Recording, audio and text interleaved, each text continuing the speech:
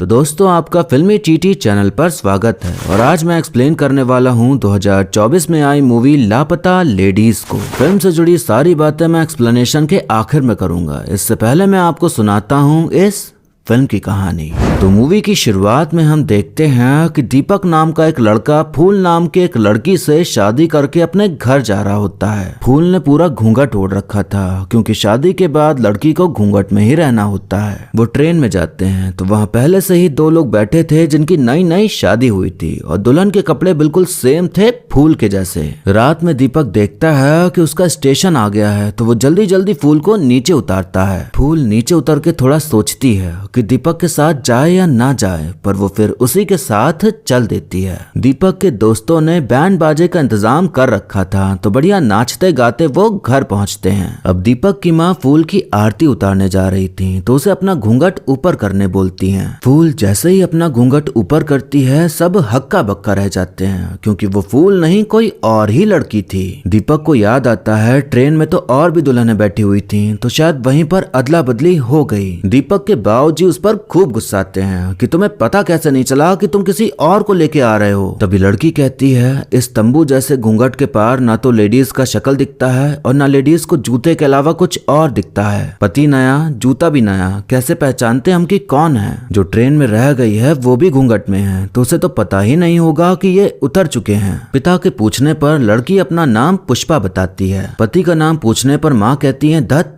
कोई पत्नी अपनी पति का नाम थोड़ी लेती है। पर पुष्पा अपने पति का नाम ले लेती है जो कि था पंकज। वो बताती है उसका ससुराल छत्तीसगढ़ में है जो कि काफी दूर था। उसे ये भी नहीं याद था कि कौन से स्टेशन से उसने ट्रेन पकड़ी। घर का एक नंबर बताती है ताकि घर में कांटेक्ट हो सके। उधर ट्रेन पतीला स्टेशन पर रुकती है तो फूल वहीं उतर जाती है पर उसे दीपक कहीं भी दिखाई नहीं देता। पुष्पा प्रदीप की बीवी थी पर वो उसे जया कहकर पुकार रहा था तो वो उसे ढूंढ रहा होता है पर कहीं मिल ही नहीं रही थी तो उसे बहुत गुस्सा आ रहा था। प्रदीप देखता है ये लड़की तो शायद खो गई है तो वो फूल की मदद करने के लिए कहता है पर उसके कहने के तरीके में ठरक भरी थी तो फूल वहां से भाग जाती है। अब सोचने वाली बात ये थी कि पुष्पा का नाम जब जया है तो उसने अपना और अपने पति का नाम गलत क्यों बताया। प्रदीप के परिवार को जया की चिंता नहीं थी बल्कि उसने जो 15 तोले सोने का जेवर पहन रखा था उसकी चिंता थी। उधर दीपक पहुंच जाता है रेलवे स्टेशन फूल को ढूंढने पर उसे वो कहाँ ही मिलनी थी। प्रदीप के यार दोस्त जया को ढूंढते हैं पर वो मिलती नहीं तो प्रदीप कहता है कि भाड़ में जाए, अगर कल तक नहीं मिली तो थाने में और उसके मायके में खबर भेज देंगे। और वैसे भी दहेज का फटफटिया तो आ ही चुका है तो क्या दिक्कत। अब चलो डॉली के घर चलते हैं, सुहागरात भी तो मनानी है ना। तो प्रदीप कुछ इस तरह का इंसान था कि वो बीवी ब्याह के नहीं लाया था बल्कि एक औरत को ही घर लेके आया था अपने बंधन में बांध के जिसके होने न होने से उसे कोई मतलब नहीं था। रात में पुष्पा चुपके से बाहर आती है और अपने बैग में से एक फोन निकाल के उसका सिम जला के फेंक देती है। कुछ तो गड़बड़ कर रही थी ये लड़की जो कि आपको आगे ही पता चलेगा। अनजान जगह, सुनसान स्टेशन और पहचान का कोई भी नहीं तो फूल डर के मारे पूरी रात स्टेशन के बाथरूम में बिताती है। फूल को स्टेशन में छोटू और अब्दुल नाम के दो लोग मिलते हैं जो कि मदद करने का कहकर उसे स्टेशन मास्टर के पास ले जाते हैं। फूल के ससुराल का नाम सूरजमुखी था लेकिन उसे याद ही नहीं आ रहा था कि क्या नाम है, बस इतना पता था कि किसी फूल के नाम से है। वो पुलिस स्टेशन नहीं जाना चाहती थी क्योंकि उसे लग रहा था कि कोर्ट कचहरी का चक्कर बहुत खराब होता है तो वहां ना जाना ही बेहतर है। उसका मायका था गंगापुर में लेकिन गंगापुर बहुत सारे थे तो उसे पता ही नहीं था कि कौन से गंगापुर में रहती है वो। अब दीपक पुलिस स्टेशन जा रहा होता है रपट लिखाने तो पुष्पा को भी साथ चलने कहता है पर वो मना कर देती है ये कहकर कि हमको डर लगता है। दीपक कहता है हम अपनी गलती पर बहुत शर्मिंदा हैं, तुम चिंता मत करो, फूल मिले ना मिले हम तुमको सही ठिकाने पहुंचा के रहेंगे। थानेदार श्याम मनोहर घूसखोर टाइप के पुलिस वाले थे, वो पैसे ले दे के ही मामला सुलटाते थे। दीपक बताता है 27 तारीख को गंगापुर की रहने वाली फूल से हमारी शादी हुई थी। शादी के अगले ही सुबह हमारी पूरी फैमिली घर वापस लौट गई लेकिन हम वहीं रुके क्योंकि फूल के नाना नानी का आखिरी मन्नत था कि फूल की शादी पे उसके कुल देवी को भोग चढ़ाना था। अब जिसको हम घर लेके आए वो फूल नहीं थी, पुष्पा थी, किसी और की पत्नी। दीपक के पास फूल की फोटो के नाम पर घूंघट वाली फोटो फोटो थी जिसमें उसका चेहरा दिख ही नहीं रहा था। वो बताता है रास्ते में हमने उसके सारे जेवर उतार लिए थे इस डर से कि कहीं चोरी ना हो जाए, और जो घर आई है वो ठीक ठाक जेवर पहने हुए थी। उसने जो अपने घर का फोन नंबर दिया है वो हर बार गलत जगह लग जा रहा है। पुलिस ऑफिसर श्याम उनसे भी घूस लेते हुए कहते हैं हम ढूंढाई शुरू करते हैं, लेकिन कल पुष्पा को भी तुम साथ लेके आना। छोटू फूल को मंजू माई के पास ले जाता है जो कि स्टेशन में चाय की दुकान लगाती थी। मायके का पता चल भी जाए तो भी फूल वापस नहीं जाना चाहती थी, ये सोच के कि बहुत बदनामी होगी हमारी, सब सोचेंगे कि हम में ही कोई दोष होगा, इसलिए पति स्टेशन पर छोड़ आए। मंजू माई का स्वभाव थोड़ा खड़ूस टाइप का था, सब उनसे डरते थे। वो कहती हैं गांव के बारे में घर जाके सोचना, पहले खोज खाज के मायके चली जाओ। फूल कहती है भले घर की बहू बेटी बिना पति के मायके नहीं जाती। मंजू माई कहती हैं तुम्हारे साथ फ्रॉड हुआ है, इस देश में लड़की लोग के साथ हजारों सालों से फ्रॉड चल रहा है, उस फ्रॉड का नाम है भले घर की बहू बेटी। फूल कहती है हमारे साथ कोई फ्रॉड नहीं हुआ है, हमको बहुत अच्छी शिक्षा दी गई है, बहुत अच्छा बनाया गया हमको। मंजू माई कहती हैं तुमको जिस घर में पूरी जिंदगी बितानी है उस घर का पता ही नहीं मालूम, तुम्हारी अम्मा ने तुमको अच्छा नहीं बनाया है, बुड़बक बनाया है। फूल कहती है हम बुड़बक नहीं है, हमको घर का सब काम आता है। मंजू माई कहती हैं घर जाने आता है क्या? नहीं ना, बुड़बक होना शर्म की बात नहीं है, बुड़बक होने पर गर्व करना ये शर्म की बात है। पुष्पा सुबह सुबह मंदिर गई थी और फिर 5 घंटे बाद वापस आई तो सबको लगा कि कहीं चली गई थी, पर वापस आ गई तो सबको तसल्ली होती है कि आ गई, वरना लोग बोलते हैं कि एक ही दिन में 2 लड़की खुआ दिए। प्रदीप ने जया के खोने की रिपोर्ट लिखा दी थी तो वही रिपोर्ट आसपास के थाने में दे दी जाती है, तो श्याम के पास भी वो रिपोर्ट आती है तो उसे शक होता है कि कहीं पुष्पा ही तो जया नहीं। रात होने पर पुष्पा फिर से छुप छुपा के बाहर जाती है और फोन में एक नया सिम लगाती है, तो अब समझ में आया कि क्यों वो 5 घंटे से गायब थी मंदिर जाने के बहाने। मंजू माई को लग रहा था कि फूल का सारा गहना उतरवा लिया तो अब उसका पति वापस नहीं आने वाला, वो निकल चुका है, पर फूल को यकीन था कि दीपक उसे ढूंढ ही रहा होगा और कभी न कभी उसे खोज ही लेगा। मंजू माई फूल को अपने ही दुकान में काम करने का काम दे देती है। दीपक की भाभी पूनम अपने पति को अपने बच्चे का नाम कहकर पुकारती थी, जैसे बबलू के पापा। तो पुष्पा पूछती है कि आप उनका नाम क्यों नहीं लेती, तो पूनम कहती है पति का नाम नहीं लिया जाता। पुष्पा कहती है कि जब अच्छा खासा नाम रखा है तो एजी ओजी काहे करना। पुष्पा को ख्याल आता है कि उसके हाथ में तो उसके नाम का टैटू गुदा है। अब दीपक उसे थाने ले जाता है तो पुष्पा अपना नाम, पिता का नाम, गांव का नाम, पति का नाम सब कुछ झूठ बताती है। जो रिपोर्ट आई थी उसमें लिखा था कि हाथ में जया नाम गुदवाया है, तो श्याम हाथ दिखाने को कहता है। पुष्पा ने जया को श्रेया कर लिया था। श्याम पूछता कि नाम जब पुष्पा है तो श्रेया काहे गुदवाई। पुष्पा कहती बचपन में हमारे दादा हमको श्रेया कहकर बुलाते थे इसलिए ये नाम गुदवाया। श्याम उसकी फोटो खिंचाने की बात करता है तो पुष्पा घूंघट ओढ़ लेती है, ये कहते हुए कि घूंघट के बिना फोटो खिंचवाएंगे तो बदनामी होगी। पुष्पा जाने लगती है तो श्याम अचानक जया कहकर पुकारता है तो पुष्पा पलट जाती है, जिससे कि श्याम को समझ आ जाता है कि यही जया है। मंजू माई फूल को अपने घर लेके चली जाती हैं जहां वो अकेले रहती थी। फूल के पूछने पर वो बताती हैं कि मैंने मर्द बेटा सबको भगा दिया, मर्द बैठ के हमारी कमाई खाता था, ऊपर से दारू पी के हमको ही मारता था, कहता था जो प्यार करते हैं उसको मारने का हक होता है। एक दिन हम भी एक घुमा के हक जता दिए। फूल कहते कि हम आपकी दुकान के लिए कोई मिठाई बना देते हैं बेचने के लिए। मंजू माई कहती रसोई पराया है, ठीक से बना पाओगी। फूल कहते कि पराई रसोई को अपना बनाना यही चीज तो सिखाई है हमारी अम्मा।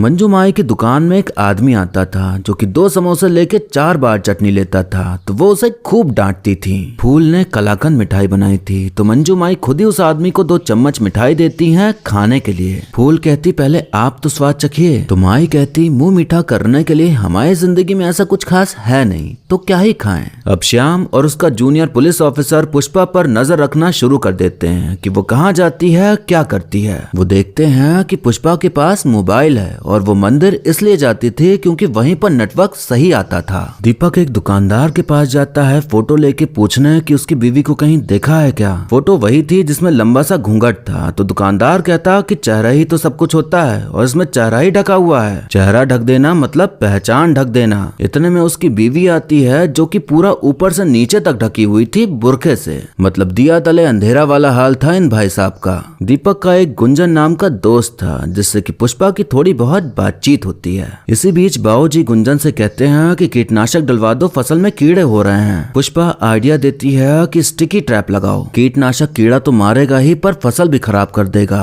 एक बोर्ड लो और उसे पीला रंग में रंग दो और फिर उस पर गोंद लगा के खेत में लगा दो तो सारे कीड़े उसी में चिपक जाएंगे, क्योंकि कीड़े पीले रंग से आकर्षित होते हैं। सब हैरान थे कि इसको खेती के बारे में इतना कैसे पता। तो पुष्पा कहती है मेरे बाबूजी की बहुत खेती है इसलिए हमें सब पता है। पुष्पा को पूनम के पति का स्केच फोटो मिलता है जो कि पूनम ने खुद बनाया था। पूनम के पास इतनी अच्छी कला थी पर उसे उसकी ना तो कदर थी ना ही उसका महत्व पता था। उसे लगता था कि ये तो अपने आप ही आ जाती है, उसमें क्या। पुष्पा समझाती है कि अगर ये कला अपने आप आती तो सबको आ जाती ना। कला सरस्वती देती है और देवी माँ कोई फिजूल चीज थोड़ी देंगी। पुष्पा और गुंजन के बीच काफी बनने लगी थी तो उसकी जासूसी कर रहे श्याम को लगता है कि अब ये नया लड़का फंसा रही है अपने जाल में। जूनियर ऑफिसर बताता है कि ये किसी हेमा त्रिपाठी को 5 बार 5-5 हजार का मनी ऑर्डर भेज चुकी है। फूल हमेशा घर में रही और घर में जो काम थे वही सब सिखाया गया। अब जब बाहर काम किया तो उसे समझ आया कि वो तो ये काम भी कर सकती है, तो फिर घर वाले इतना लाचार क्यों बना देते हैं, क्यों हम लड़कियों को मौका नहीं दिया जाता।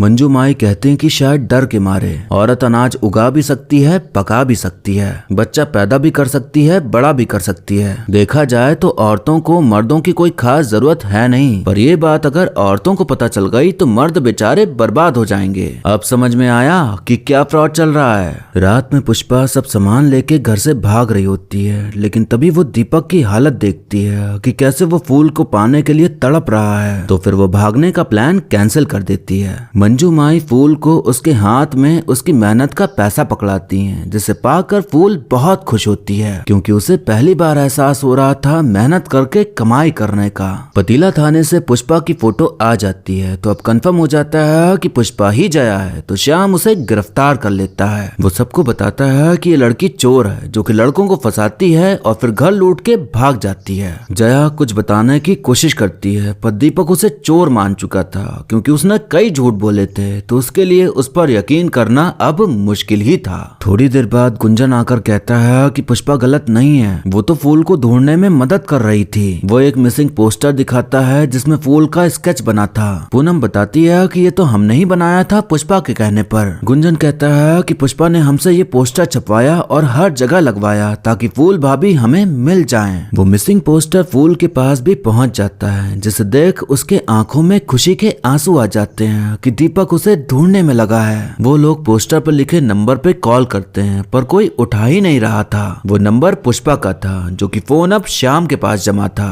अब तो गांव कौन सा है ये भी पता चल गया था, तो सभी लोग फूल को अच्छे से विदा करके उसके गांव जाने वाली ट्रेन में उसे बैठा देते हैं। दीपक सारी बात श्याम को बताता है तो अब जया को मौका दिया जाता है अपना पक्ष रखने का। जया बताती है कि उसकी शादी तय हो गई थी पर वो अभी शादी नहीं करना चाहती थी। वो अपनी माँ से कहती है कि हम 800 लड़के और 86 लड़कियों में अव्वल आए हैं और हम अब खेती बाड़ी की पढ़ाई करना चाहते हैं, देहरादून जाके कोर्स करना चाहते हैं हम। अम्मा कहती अच्छे घर का लड़का है, अमीर है, प्रेम से बात करोगी तो शायद पढ़ने भी दे, और अगर नहीं तो तुम्हारी किस्मत में जो लिखा है वही होगा। अगले हफ्ते भर में तुम्हारी डोली ना उठी तो हमारी अर्थी उठेगी, जान लो ये। जया परेशान हो जाती है कि अब वो क्या करे, अब तो उसे मजबूरन शादी करनी ही पड़ेगी। शादी के वक्त हमें रिश्तेदारों से पता चला कि बच्चा ना होने के कारण प्रदीप की पहली बीवी जल के मर गई। अब जल गई या जलाई गई भगवान जाने। दहेज में 10,000 कम था तो सबके सामने हमारी माँ को गाली दे दिया। अब ऐसा आदमी हमको आगे कहाँ पढ़ने देता।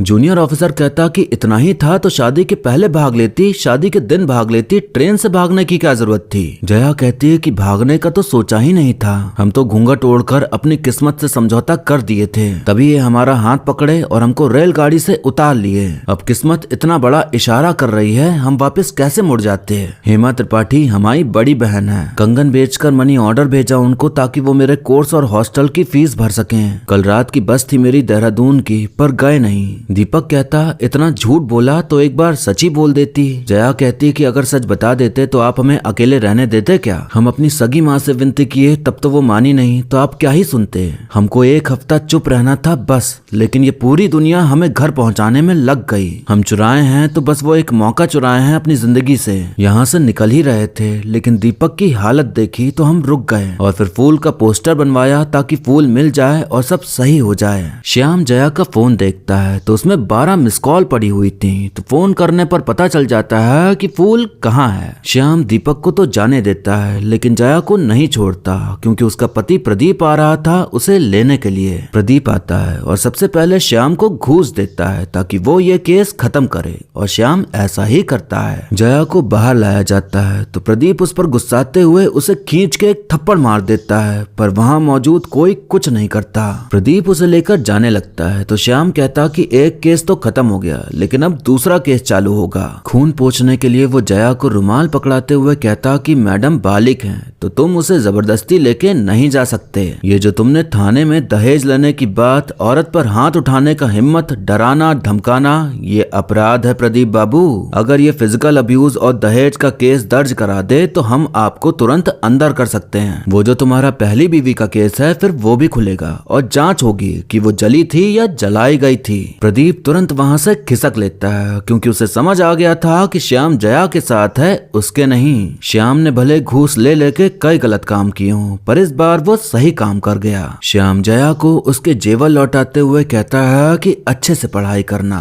दीपक दौड़ते भागते स्टेशन पहुंचता है तो वहां उसे उसकी फूल मिल ही जाती है। दोनों एक दूसरे को पाकर खुशी से फूले नहीं समाते और गले से लगा एक दूसरे को जकड़ लेते हैं। दीपक उसे घर ले जाता है तो पूरा परिवार भी उसे देख खुश हो जाता है कि चलो घर की असली बहू घर आ गई। फूल के घर पहुंचने की खबर मंजू माई तक भी पहुंच जाती है तो उनके आंखों में भी खुशी के आंसू होते हैं। आज वो मिठाई खाती हैं क्योंकि उनकी जिंदगी में भी कुछ ऐसा हुआ था कि वो अपना मुंह मीठा कर सकें। अब हम देखते हैं कि जया देहरादून जा रही है पढ़ाई करने के लिए और सब उसे छोड़ने आए हैं। जया सभी को खुशी खुशी अलविदा कह के दोबारा वापस आने का वादा करके निकल जाती है अपने सपनों को पूरा करने। और फिर इसी कहानी के साथ ये मूवी यहीं पर खत्म हो जाती है। तो दोस्तों हमने देखी एक ऐसी कहानी जहां हमें एक बहुत ही खूबसूरत कहानी दिखाई गई जिसमें बताया गया कि औरत का महत्व क्या होता है और कैसे वो जूझ रही है उस चीज को करने के लिए जो कि उसका हक है, उसका अधिकार है, पर उसे अपना हक मांगना पड़ता है। अपना हक मांगने पर सब यही सोच लेते हैं कि लड़की तो बिगड़ गई है, अब इसको बाहर जाना है, पढ़ना है, काम करना है। ये सारी चीजें बेसिक हैं जो कि कोई भी कर सकता है, पर लड़कियों को एक्स्ट्रा एफर्ट डालने पड़ते हैं ये सभी चीजें करने के लिए। पहले घर वालों को मनाओ, फिर शादी हो जाए तो पति और उसके खानदान को मनाओ। अगर लड़की पढ़ना चाहती है, काम करना चाहती है, घर की जिम्मेदारी वो उठाना चाहती है तो इसमें दिक्कत ही क्या है। माँ बाप तो यही चाहते हैं ना कि उनका बेटा उनके बुढ़ापे का सहारा बने। बेटी भी बन सकती है तो क्या गम है। बेटा तो सिर्फ कमा के लाएगा क्योंकि बाकी और कुछ तो आपने सिखाया नहीं और ना ही वो करेगा, लेकिन बेटी आपको कमा के भी देगी और बना के खिला भी देगी। बेटी को तो सारे काम आते हैं, वो घर भी संभाल लेती है और बाहर काम भी कर लेती है, तो एक हिसाब से वो मर्द से ज्यादा ताकतवर होती है। अब अगर शादी हो जाती है तो जैसे आपकी बेटी किसी और के माँ बाप की सेवा करेगी वैसे ही आप अपनी बहू को भी मौका दें कि वो भी आपकी सेवा करे। बेटा बहू मिलके काम करें और मिलके घर चलाएं तो इसमें क्या बुराई है। दिक्कत बस ये आ जाती है कि जब आजादी दी जाती है पढ़ने की तो पढ़ाई न करके बाकी सब किया जाता है, तो वहीं सब मामला गड़बड़ा जाता है। ये काम लड़के भी करते हैं तो ये बात उन पर भी लागू होती है। जब आजादी मिली है तो उसको जियो भी और काम में भी लाओ। सिर्फ जी के अय्याशी करके बर्बाद ना करो, फिर चाहे लड़का हो या लड़की। वैसे घर पे रहने वाला भी खुश नहीं है, बाहर जाने वाला भी खुश नहीं है। जो घर में है उसे चाहिए आजादी बाहर काम करने की, और जो काम कर रहा है उसे चाहिए कि कोई उसे अपने घर में रख ले और खिलाए पिलाए बढ़िया। तो इतना जो आजादी की लड़ाई चल रही है वो कभी कभी समझ नहीं आती, क्योंकि काम करके बस पैसे ही कमाए जाते हैं। एक टाइम पे आपका पैशन भी जॉब बन जाता है, तो सब कुछ मोह माया है। पर अब इंसान क्या करे, कुछ ना कुछ करते रहना है खुद को ये समझाने के लिए कि हमारे पास मकसद है कोई जिसे पूरा करना है। तो हम लड़ते रहते हैं, कभी काम से आजादी पाने के लिए या काम करने की आजादी के लिए।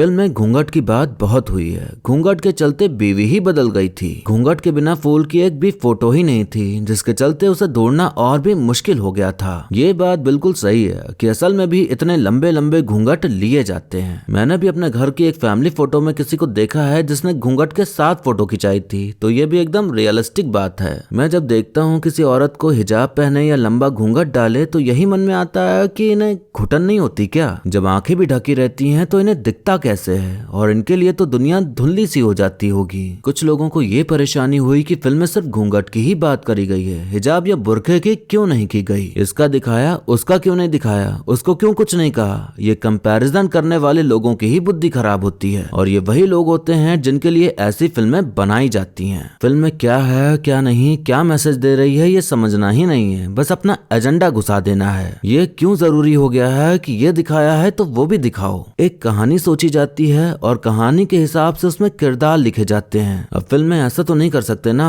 कि एक दुनिया ऐसे दिखाओ जिसमें मुस्लिम्स हैं और एक दुनिया ऐसी जहां सिर्फ हिंदू हैं, या दो अलग अलग मूवी बनाओ जिसमें एक में घूंघट की बात हो और एक में हिजाब या बुरखे की बात हो। फिल्म में प्रॉपर एक सीन दिखाया गया है जब दीपक फूल को ढूंढ रहा होता है और वो पहुंच जाता है एक चाचा के पास जो चेहरे को ढकने को पहचान ढकना कहते हैं, पर उनकी खुद की बीवी का चेहरा क्या पूरा शरीर ढका होता है। तो अगर वाकई में फिल्म मेकर्स को दूसरे धर्म का कुछ भी ना दिखाना होता तो ये सीन भी नहीं रखते, पर ये सीन फिल्म में है। तो इसका मतलब वो ये भी बताना चाह रहा है कि एक पर्टिकुलर धर्म में नहीं बल्कि हर धर्म में औरतों को कंट्रोल करने की कोशिश की जाती है। घूंघट या बुर्का पहनने की मेन वजह यही दी जाती है कि इससे औरत की इज्जत ढकी रहती है और मर्द उन पर गंदी नजर नहीं डालते। अगर मर्द की ही नजर गंदी है तो उनको घूंघट या बुर्का पहनाने का चलन क्यों नहीं चला? अब भाई कोई जुर्म करता है तो जुर्म करने वाले को जेल में डाला जाता है, उसे थोड़ी जिसके साथ जुर्म हुआ है। अब मर्द गंदी नजर से देख रहा है तो उसकी आंखें ढको, उसको पर्दा करने बोलो। औरत पर अत्याचार होना, उनके सपनों को तोड़ना, उनकी आजादी छीनना, ये हर धर्म हर जाति में होता है। इसका धर्म या जाति से कोई लेना देना ही नहीं है, क्योंकि कोई भी धर्म या जाति ये सब नहीं सिखाती।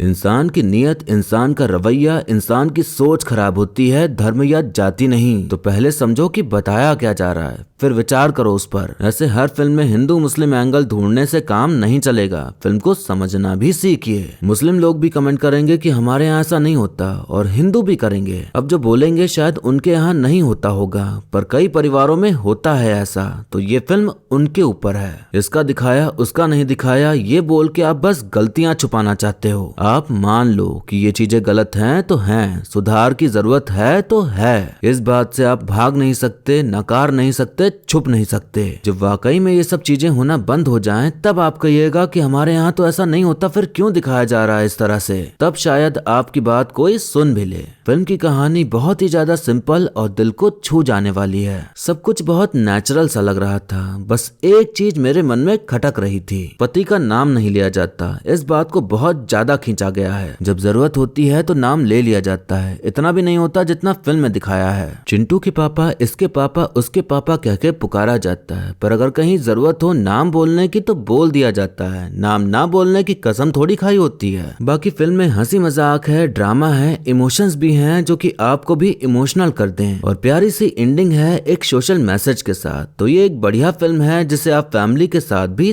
देख सकते हैं। एक अच्छी फिल्म बनाने के लिए भयंकर स्पेशल इफेक्ट्स, आइटम सॉन्ग्स, जिस पर कभी विश्वास न हो सके ऐसी कहानी, खूब सारा बेवजह का एक्शन नहीं चाहिए होता है। और ये फिल्म इस बात को सही साबित करने के लिए एज अ एग्जाम्पल बताई जा सकती है। फिल्म में एक डायलॉग है कि हम औरतें किसी की ननद या देवरानी या जेठानी तो बन जाते हैं, पर कभी एक दूसरे के दोस्त नहीं बन पाते। ये बात बिल्कुल सच है कि एक ही परिवार में रहने वाली महिलाओं की अपने में ही नहीं बनती, और सब एक दूसरे को नीचा दिखाने या बुराई करने में लगी रहती हैं। अगर महिलाओं के बीच सब समझौता हो जाए तो आधी समस्या तो ऐसे ही खत्म हो जाएगी। कई बार औरत ही औरत का साथ नहीं देती, तो फिर औरत कैसे आगे बढ़े? पहले आपस में यूनिटी आ जाए, फिर शायद और कुछ हो पाए। अब एक्टिंग की बात करें तो जितने भी कलाकार इस फिल्म में मौजूद हैं, सबका काम बेहतरीन देखने को मिला। ऐसा फील होता है जैसे सब एकदम असल जिंदगी के किरदार हों। रवि किशन जी का किरदार मुझे सबसे ज्यादा पसंद आया। अब वीडियो यहीं पर खत्म होता है, लेकिन जाने से पहले आप बताइए कि आपको मूवी की कहानी और मेरा एक्सप्लेन करना कैसा लगा। आप वीडियो को लाइक या डिसलाइक करके भी अपनी प्रतिक्रिया दे सकते हैं। ऐसे ही अच्छी मूवीज के एक्सप्लेनेशन देखने के लिए आप हमारे चैनल को सब्सक्राइब कर लीजिए, ताकि नया वीडियो आते चाहते ही आप तक खबर पहुंच जाए। अगर आप मुझसे कुछ बात करना चाहते हैं या कुछ कहना चाहते हैं या बताना चाहते हैं तो आप मुझे इंस्टाग्राम पर फॉलो कर लीजिए और वहां मैसेज भेज दीजिए, मैं आपको रिप्लाई जरूर करूंगा। बाकी मिलते हैं अब अगली वीडियो में, तब तक के लिए टाटा बाय बाय और नमस्ते।